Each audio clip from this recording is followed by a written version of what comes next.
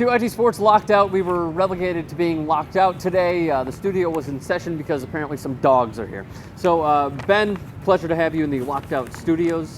Detroit hosting Dallas. The Dez Bryant animated series. Going into this game, it was all about who's better, Dez Bryant or Calvin Johnson. Dez obviously said he could do anything that Calvin Johnson could do. Did he prove that to you, Ben Mankiewicz? And then we'll get into our recap of the game. No. Okay. I mean, it's not a real conversation who's better, Calvin Johnson or Dez Bryant. Nobody serious has that conversation. It's a silly sports conversation. Calvin Johnson's the best receiver in football. There's no other part of that argument. Dez Bryant and A.J. Green and Brandon Marshall, those guys are also great receivers. They're not as good as Calvin Johnson. I don't know why they need to be. Okay, so getting into our recap of the game, Matthew Stafford went 4 of 5, I believe 79 yards and a touchdown on the last drive. But that throw to Calvin Johnson was awesome. But I believe you brought up off air the throw right before that to his college roommate was arguably better than the Calvin Johnson throw and catch to the 1 yard line. The throw to Durham was such a just great throw. I mean, it was like a ball that couldn't be dropped. It was, I don't know, what they pick up, 40 yards on that play? Like Devon Best wouldn't have dropped it, is what you're saying. And, that's the thing. He has such great hands, and he had such His a bad big hands. And he just had a terrible day. Yeah. With a key fumble and that last drop on him. It was a great throw from Jason Campbell. That's another game. We'll get to that game.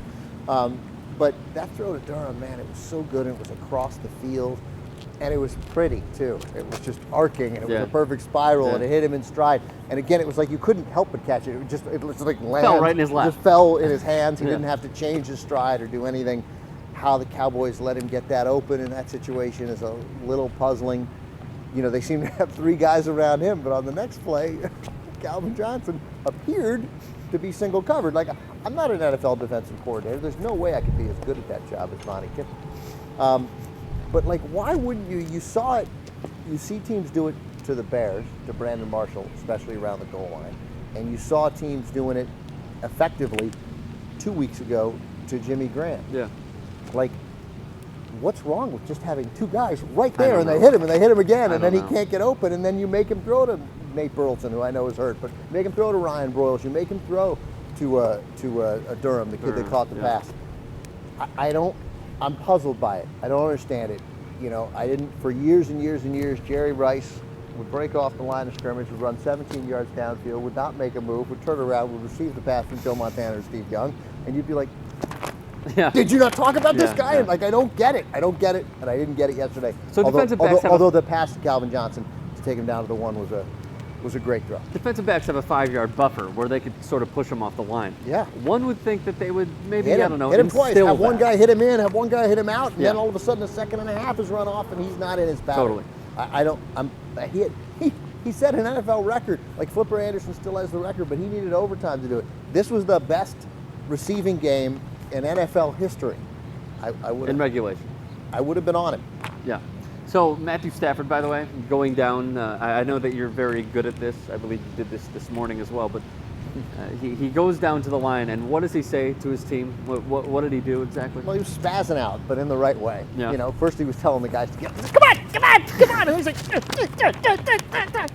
and it was the time to spike. I mean, the fake spike has come into play lately in the NFL ever since Marino did it, I think against the Jets.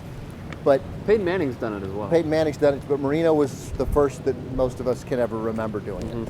But this team seemed like a team that had sprinted 80 yards that needed to spike it and reset. And clearly Stafford saw something and went over the top because the Cowboys were just standing there. The linebackers were standing there. Clearly, the reaction of the Lions, they did not know that was coming. Right. So, all right, we're going to stop the recording because the camera's about to die because it's raining. So we're going to go inside. Resuming our talk, we are now locked in, of course, at YouTube Space Los Angeles. The rain has forced us to come back inside. So, Ben, we were talking about Matthew Stafford and how he has this sort of undermine football IQ, because we usually called him, we both did, let's be honest, one of the dumbest quarterbacks in the NFL. Now, suddenly, his last play, reaching over the pylon, and rushing for a touchdown, you could say, that was a pretty damn smart play, if I must say. Yeah, the receivers didn't know he was going to do it. Cowboys defensive line didn't know. Cowboys defensive line and linebackers didn't know. Their DBs certainly didn't know. You could tell by the way everybody reacted. I don't think Matthew Stafford is one of the dumber quarterbacks. I think he plays for one of the dumber coaches, and he looks dumb. Like, he looks like... Stafford looks dumb or Schwartz? Yeah, Stafford has a kind of a look on his face, but I don't know whether he's... I would appear he's...